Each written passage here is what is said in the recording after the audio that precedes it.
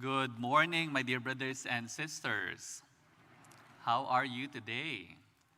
Very good. So we greet each other, good morning, and we smile at one another or wave at each other. Also, good morning to those who are joining us via live stream. When I was a seminarian, I got assigned to a parish for pastoral exposure. And my pastor was a very young, hardworking, active, a first-time pastor. But he was also a strict, very demanding, even idealistic, almost perfectionist pastor. He assigned me in charge of altar servers, and he wanted full force altar serving at all Sunday masses, meaning he wanted a book holder, an incense every time, a turifer, candles, aside from the main servers. For those who know altar serving, this would require at least around 6 to 7 altar servers every time. But I took on the challenge, and I also needed to be obedient. I was still a seminarian.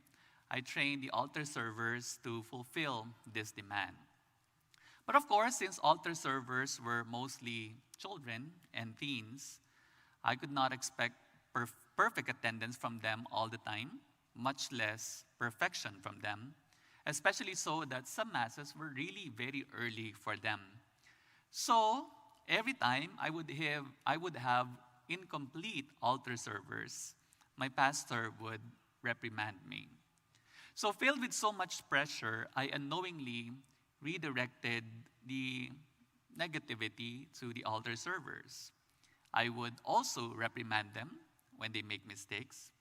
I would even shout at them when they would not show up for their assigned mass.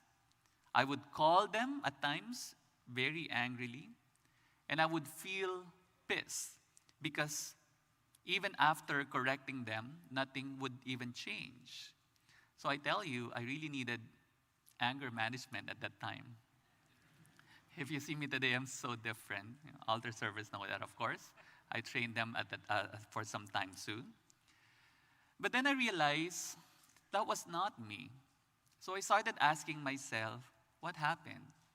How did I turn out to be like that?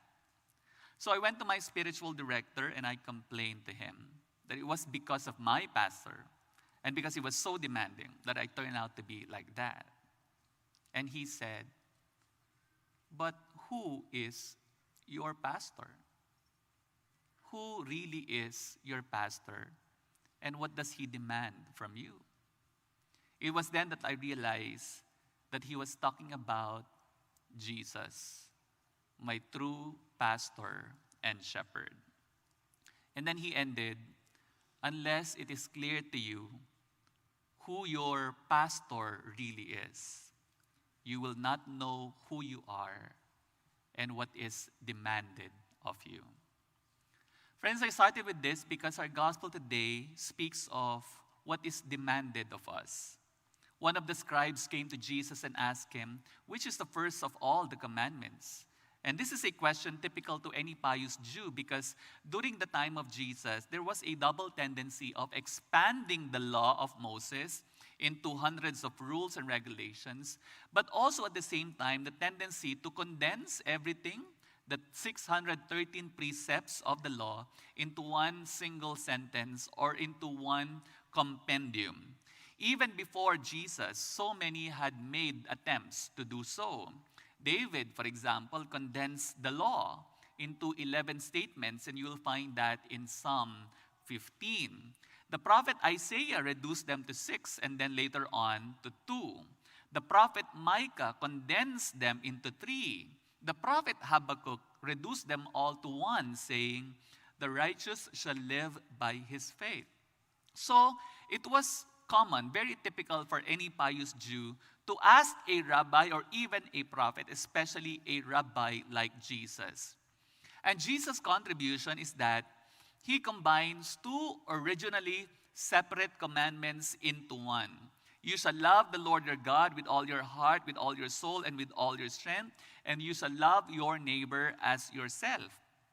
And I tell you, if this sounds to us so common nowadays and seems part of our Christian lives. Not for the Jews at that time. This was hard and even a very demanding commandment because for them, they were only to love their fellow Jews.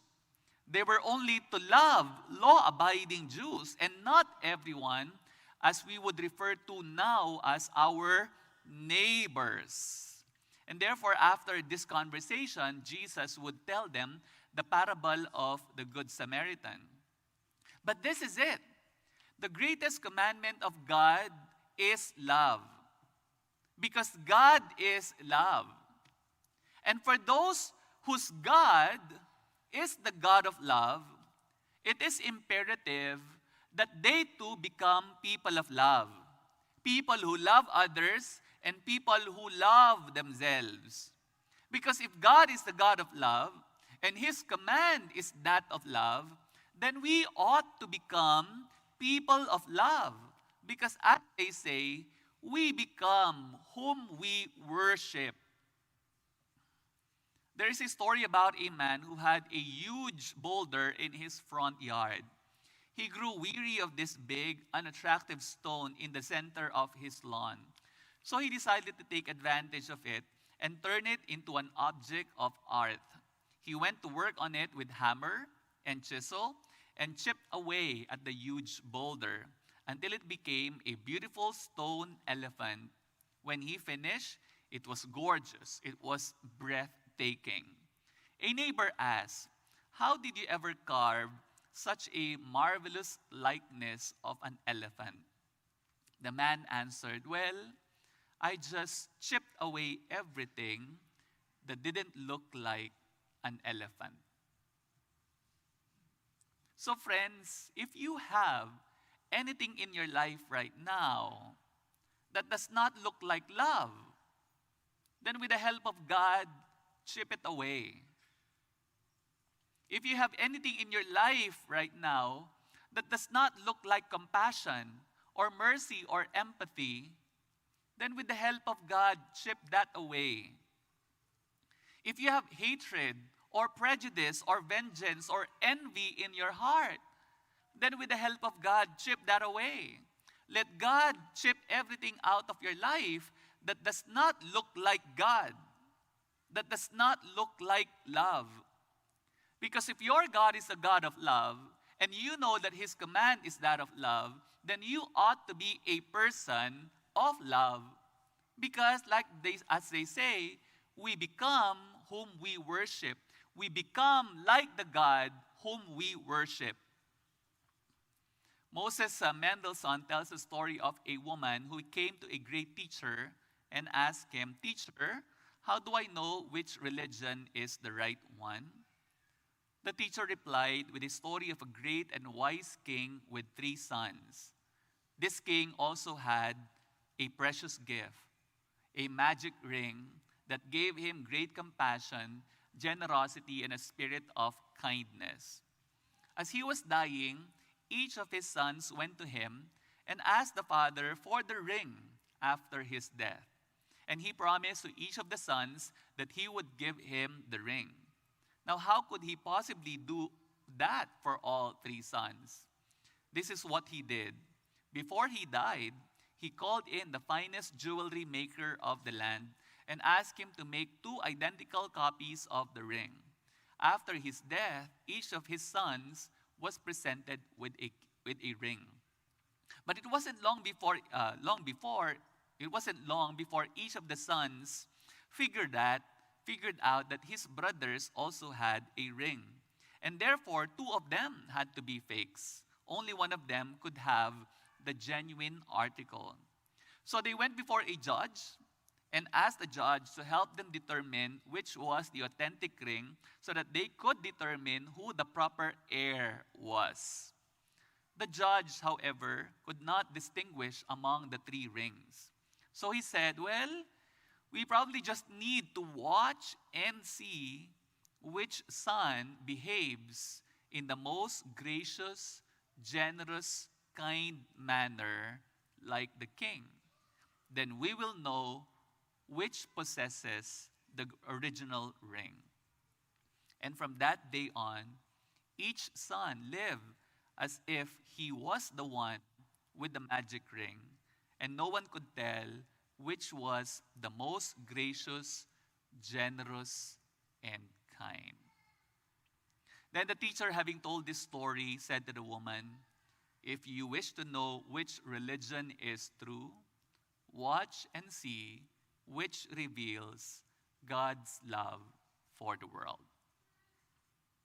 Friends, there is no debate that our church is the one true church that Christ founded. But that comes with it the challenge and the invitation to be today's living testimonies of the God who is love. Because if our God is a God of love, and we know that His command is that of love, then we ought to be people of love as well. Amen.